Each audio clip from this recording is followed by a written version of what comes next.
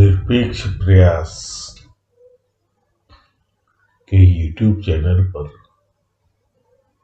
आपका स्वागत और अभिनंदन। मैं प्रदीप वाजपेयी करता हूँ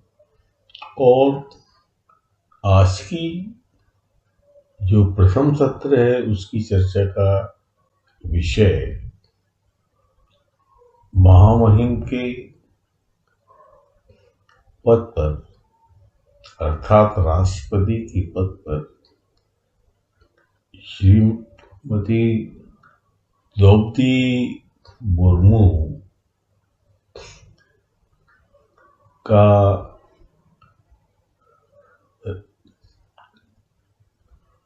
स्वागत जिस तरह से किया गया और एक ऐसे समुदाय से किया गया जिसका प्रभाव केवल उसी समुदाय पर नहीं, उसके ऊपर के भी समुदायों पर इसका दूरगामी,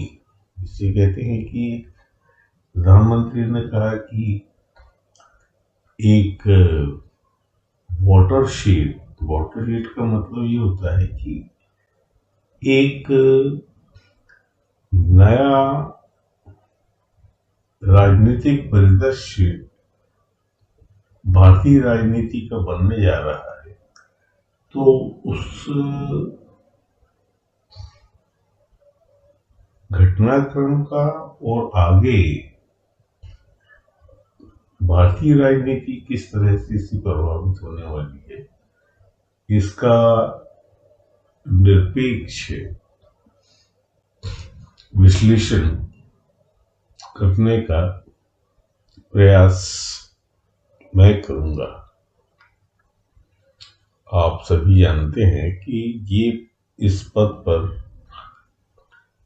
ये पद जब भारतीय संविधान, जब कॉन्स्टिट्यूशन बना, तभी इस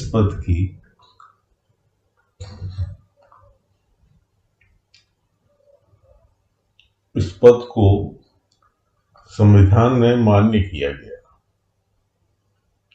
और 1950 में भारत के प्रथम राष्ट्रपति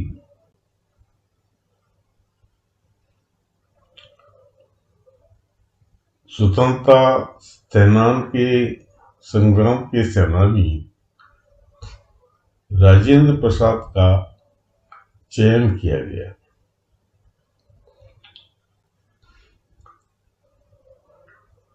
पंडित जवाहरलाल नेहरू प्रधानमंत्री पद पर जो चुनाव हुए थे उसके जरिए जो है उन्होंने प्रधानमंत्री पद का कार्यभार ग्रहण कर लिया था और देश की नीतियों और दूसरी नीतियों को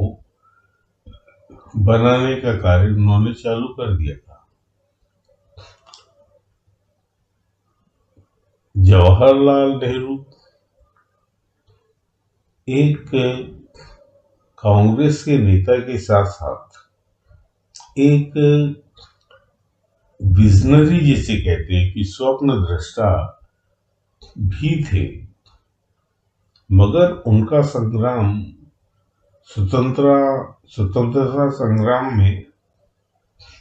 गांधी जी की पीछे रहकर उनकी अगुवाई में ही उनका राजनीतिक प्रभाव बढ़ा। उनके साथ साथ जैसा हम जानते हैं भारतीय स्वतंत्रता के इतिहास के जो सेनानी थे, जवाहरलाल नेहरू के साथ साथ सुभाष चंद्र बोस और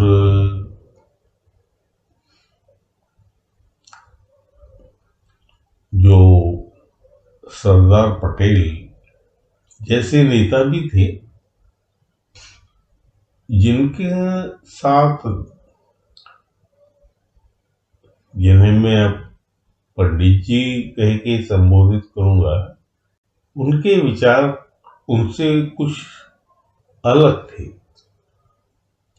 नेहरू जी की महत्वाकांक्षा में ये नेता हमेशा जो है ना, कुछ न कुछ उनके विचारों का विरोध करते थे, और इसी विरोध की प्रक्रिया में भारत के प्रथम राष्ट्रपति के पद पर डॉक्टर राजेंद्र प्रसाद का राष्ट्रपति का चुनाव हुआ,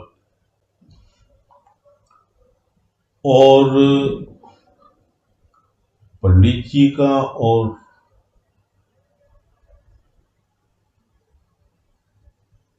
राष्ट्रपति के बीच में जो भी टकराव था, ये सब जो है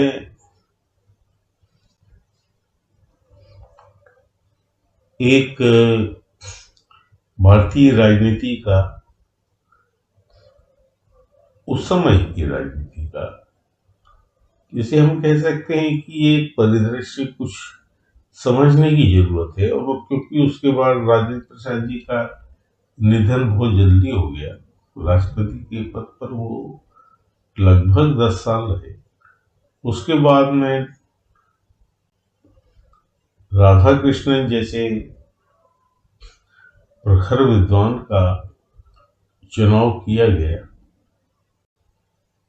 मगर जैसा हम जानते हैं कि राष्ट्रपति का पद हमारे यहाँ कॉन्स्टिट्यूशन के हिसाब से तो हेड है,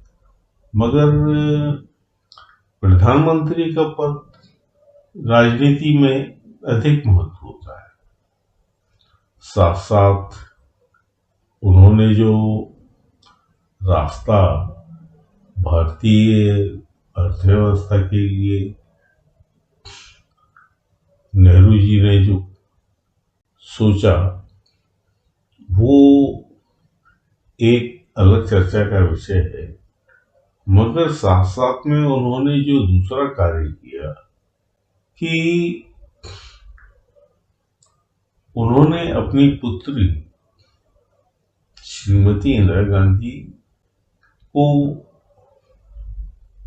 भारतीय, उनके बाद अपना उत्तराधिकारी देने का भी उन्होंने एक सिलसिला चालू किया, और इंदिरा गांधी को उन्होंने कांग्रेस का अध्यक्ष भी बनाया। ये पुत्री मोह था या अपने वंश को आगे बढ़ने का मौका देने का प्रयास था, ये एक अलग चर्चा का विषय है। मगर हम जानते हैं कि श्रीमती इंदिरा गांधी, फिर उसके बाद में राजीव गांधी, फिर उसके बाद उनकी पत्नी सोनिया गांधी, उसके बाद में कुछ एक अंतराल को छोड़ दीजिए, फिर निर्बाध रूप से उनकी राजीव गांधी की मृत्यु के बाद में उनका भारतीय राजनीति में प्रवेश, और उसके बाद उनके पुत्र का कांग्रेस पार्टी का अध्यक्ष बनना, और जिसे कह सकते हैं कि सोनिया गांधी का पुत्र प्रेम, ये सब मिलके एक पीवी नरसिम्हा राव का कार्यकाल को छोड़कर और लाल बहादुर शास्त्री का एक बहुत अल्प काल में प्रधानमंत्री बनना, इसको छोड़कर एक कॉन्टिन्यूटी जो है ना इस परिवार की, ये भारतीय राजनीति पर इसका प्रभाव जो है हम आज तक महसूस कर रहे हैं कि कैसे कांग्रेस के जो दूसरे नेता थे उनको पनपने नहीं दिया गया, क्या उनकी जड़ों को जो है ना काटा गया और परिवार के प्रति वफादार लोगों को इस सेना को तैयार किया गया कि ये जो महत्वाकांक्षा है राजनीति की, इसको किस तरह से आगे किया जाए। तो इस पृष्ठभूमि में जब सत्ता परिवर्तन हुआ, मतलब 2014 के बाद की घटनाओं को अगर हम देखें कि जो राष्ट्रपति का पद है उस पर राजनीति के बहुत अधिक प्रभावी लोगों को नहीं, मगर एक अलग वर्ग को मान्यता देते हुए कोविंद जी को जो है ना राष्ट्रपति चुना गया। उनके कार्यकाल के बाद में उन यानी जिस वर्ग से कोविंद आते थे उससे भी नीचे के स्तर को प्रभावित करने वाली एक आदिवासी महिला, अर्थात समाज का सबसे उपेक्षित, असंगठित आदिवासी समुदाय की महिला को चुनना एक अलग संदेश वर्तमान राजनीति में और आने वाली राजनीति में जिसका गहरा प्रभाव पड़ने वाला है, उसको आज हम महामहिम राष्ट्रपति के पद पर प्रतिष्ठित हो ना देख चुके हैं। वो उन्होंने अपना कार्यभार भी ग्रहण कर लिया है। स्वाभाविक रूप से वर्तमान की राजनीति में इसका गहरा असर पड़ने वाला है, क्योंकि इस वर्ग का कोई प्रतिनिधित्व था ही नहीं। कुछ रिजर्व्ड सीटों पर एमपीज का चुनाव होना और कुछ रिजर्व सीट पर विभिन्न विधानसभाओं की सीटों पर आदिवासियों का होना, ये बस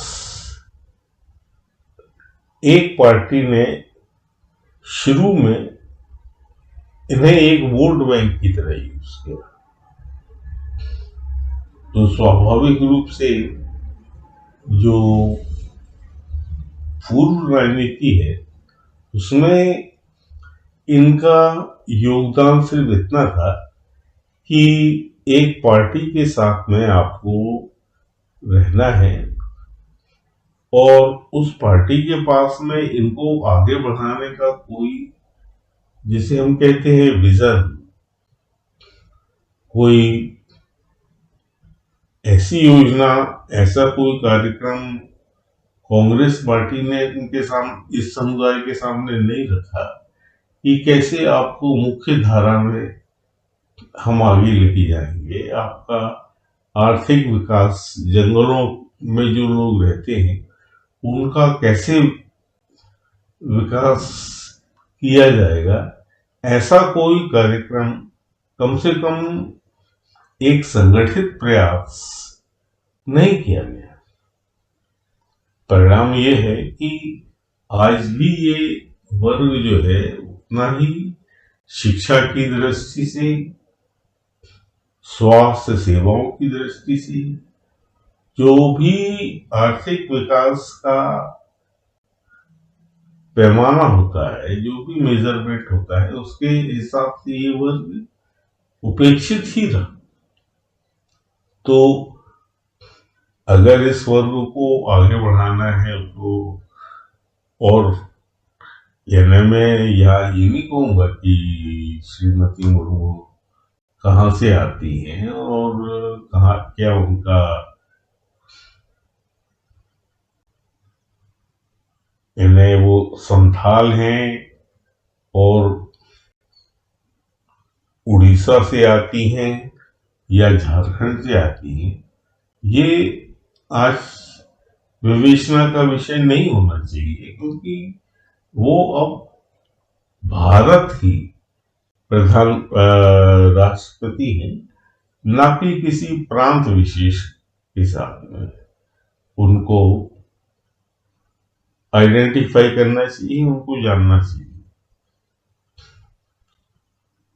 अब इस दृष्टि से अगर हम देखें कि वर्तमान में जो प्रभाव पड़ने वाला है, तो हम स्पष्ट रूप से पाएंगे कि अब उनके विकास की, यानी कि आदिवासियों के विकास की एक कार्य योजना तैयार की जाएगी। उनके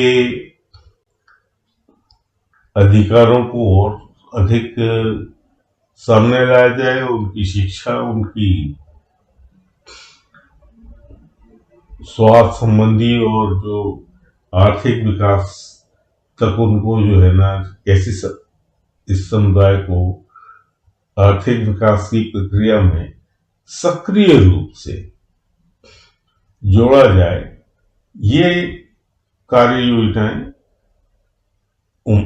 मुझे उम्मीद है कि ये इस दिशा में कार्य होगा और उनको अधिक से अधिक जो है ना आर्थिक सशक्तिकरण, जैसे हम कहते हैं, एम्पावरमेंट जिसे कहते हैं, वो उस प्रक्रिया में और अधिक, या मैं कहूंगा कि बहुत अधिक जो है ना बदलाव होगा। और इतनी बड़ी आबादी को, यानी जो लगभग 12 से 13% आबादी है, अगर वो विकास की प्रक्रिया में सक्रिय रूप से अगर उनका भागीदारी बन जाए और वो उसमें सहयोग करने लगे, तो आप कल्पना कर सकते हैं कि भारतीय अर्थव्यवस्था पर इसका कितना जबरदस्त जो है, जिसे कहते हैं कि असर पड़ने वाला है। और हमारी अर्थव्यवस्था के साथ साथ जो राजनीतिक जो उनके साथ में शक्ति आएगी, उसका कितना गहरा असर जो है ना हमारे राजनीति पर, हमारी आर्थिक नीति पर, यहाँ तक कि हमारी जो विदेश नीति है, कि लोकतंत्र में एक महिला, और वो भी उस वर्ग से जिसको अति पिछड़ा, सब पुअरेस्ट ऑफ पुअर जो है ना, जिनको अर्थव्यवस्था में स्थान है, वो भारत की राष्ट्रपति है। ये एक बड़ा हमारे लिए गौरव है। और जो भी लोकतंत्र में विश्वास रखते हैं, जो भी लोकतंत्र को अपने देश की राजनीति का एकमात्र विकल्प मानते हैं, उनके लिए जो है ना एक बड़ा भारतीय राजनीति ने अंतर्राष्ट्रीय प्रभाव को भी, भारत में ऐसा भी हो सकता है, ये एक संदेश दिया है। हम कह सकते हैं कि अमेरिका में भी जो है राष्ट्रपति बनते हैं, मगर वहां पे अरबपति और खरबपति ही जो है ना राष्ट्रपति बनते हैं। बड़ी मुश्किल से बराक ओबामा पहले अश्वेत अमेरिका के राष्ट्रपति बने, और दूसरे लोकतंत्र की बात करें, ब्रिटेन में, इंग्लैंड में यूनाइट आज भी राजशाही है। उनके संविधान का जो पद जो है वो एलिजाबेथ के बाद में क्वीन एलिजाबेथ और उनके उत्तराधारी जो उनकी संतानें हैं उनके लिए आरक्षित है। यूरोप में भी कुछ बदलाव है, मगर उनके यहाँ राष्ट्रपति का पद जो है, उनका जो राजनीतिक उनका जो है ना पॉलिटिकल स्ट्रक्चर है, उसमें राष्ट्रपति उतना ज्यादा नहीं, सिर्फ जर्मनी में चांसलर का पद है, मगर वो एग्जीक्यूटिव है। वहां पे पार्लियामेंट सिस्टम ऐसा नहीं है, वहां पे थोड़ा भिन्न है। चाइना में तो